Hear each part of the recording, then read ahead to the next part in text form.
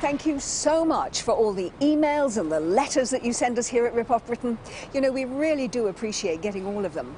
But the one that sparked off our next report, well, that really stood out. And as soon as we saw it, we knew we just had to find out more.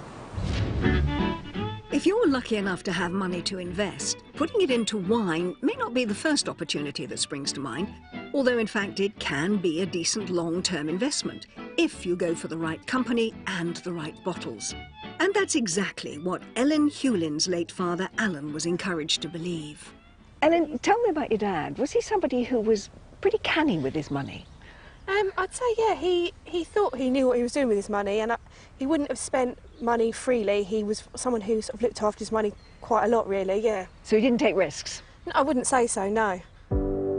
When her dad died in 2013, Ellen was surprised to discover from his will that over an 8-year period, he'd invested approximately £30,000 in 600 bottles of red, bought from wine broker APW, originally called Australian Liquid Assets Limited, and later APW Asset Management Limited.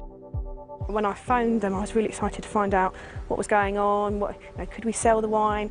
Between me and my sister, we just wanted to find out more, really. So it was exciting to start with. Ellen's dad had been promised potential returns of over 300%. So she was keen to clarify just how well his fine wine investment had matured. But when she called the APW offices in London, the voice on the end of the line was suspiciously cagey about its current value. They were really non-committal about how much the wine would be worth. They straight away said it won't be worth anything the amount that was invested, which obviously shocked me, because... What was their reason for that? They said that the wine market had been depressed over the last few years, and that a lot of people had been trying to sell their wine. There was so much wine on the market that the value had gone down. I mean, some of the bottles that my dad had bought for £120 per bottle, they were saying were now worth £5 per bottle, which to start with, I thought this is ridiculous. Slump or no slump, Ellen couldn't understand how a vintage £120 bottle could now suddenly be worth only the same as your average supermarket plonk. And she started to wonder if something rather underhand might be going on. I started to worry whether the wine actually existed, and really I thought that all the money that my dad had invested was going to be gone. Did you ask to see the wine? I did ask where it was. I was told it was in Glasgow. For me, I thought it's just a bit too far to go.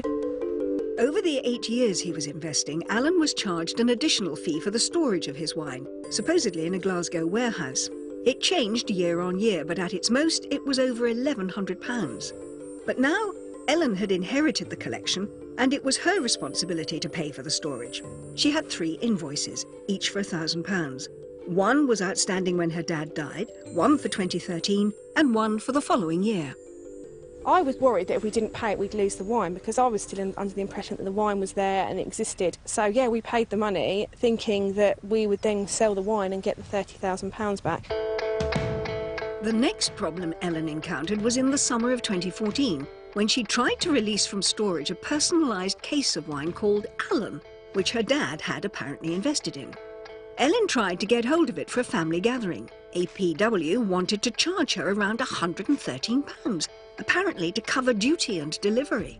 But when she attempted to make the payment online, her bank called her back to advise her not to, as they were suspicious of the account. By now, the whole business was looking decidedly murky. Ellen, you admit alarm bells have started ringing for you. What do you think the real situation is? Worst case scenario, it might not be there at all. I just don't know at the moment. But taking a closer look at all the brochures, certificates and letters that Ellen's father had meticulously filed away, it's easy to see just how APW had kept him on board for so long. We've got here, the very first one, February, in fact, in 2005. Yeah. £5,731 Yes. worth of wine. Yeah, he just bought that straight away. It's just, crazy. But it wasn't just that. It just, as I looked through, every couple of weeks, for the first few months, he was just buying parcels of wine. I think that he was getting sucked into it. But then, in March of 2015, Ellen received another letter to add to her collection, informing her that APW had been wound up by the authorities and put into liquidation.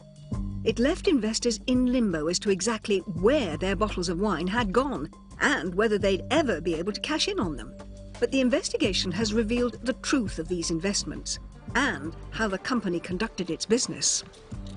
Well, we're now off to meet the lead investigator for the Insolvency Service to find out what happened not just to the wine, but also to APW. Colin Cronin has been heading up the case.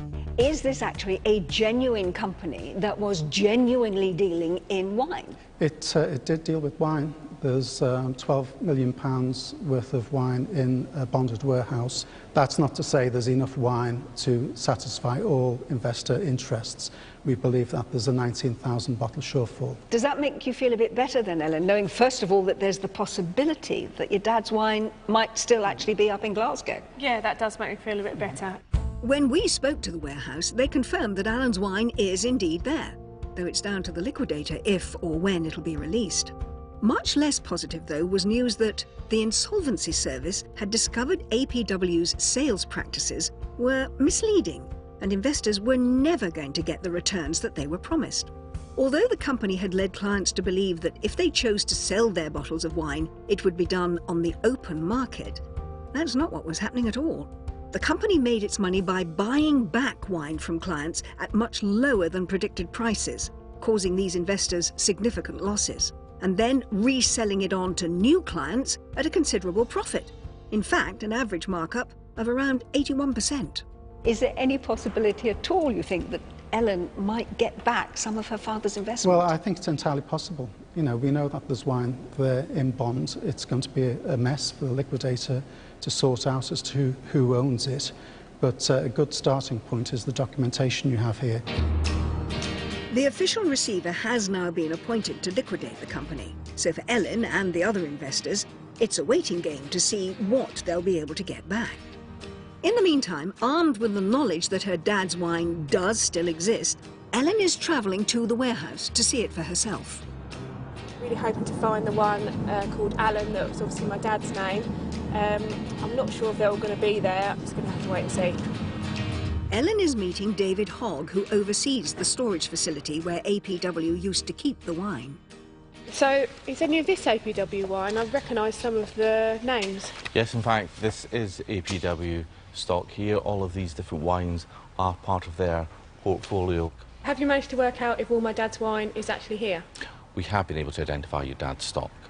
There's just under 600 bottles in the warehouse here attached to his name. There's a certain bottle of wine that I'm really interested in finding, and knowing that you have, is called Alan's Cabernet Sauvignon.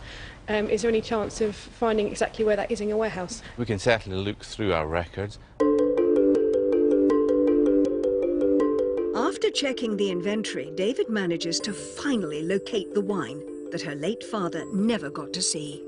And this is the Alan's Cabernet, which I think is the one that you actually particularly came to have a look at. Yeah, I can't actually believe that it's real and that I can actually see it. It's quite emotional, actually, considering this is a special bottle of wine that I particularly wanted to see. I'm really pleased we have found it, but I also feel sad for my dad that he thought that, you know, 10 years ago that he was making good investment into some wine and obviously spent a lot of money, that really we haven't been able to do anything with it or actually see any fruition of the investments.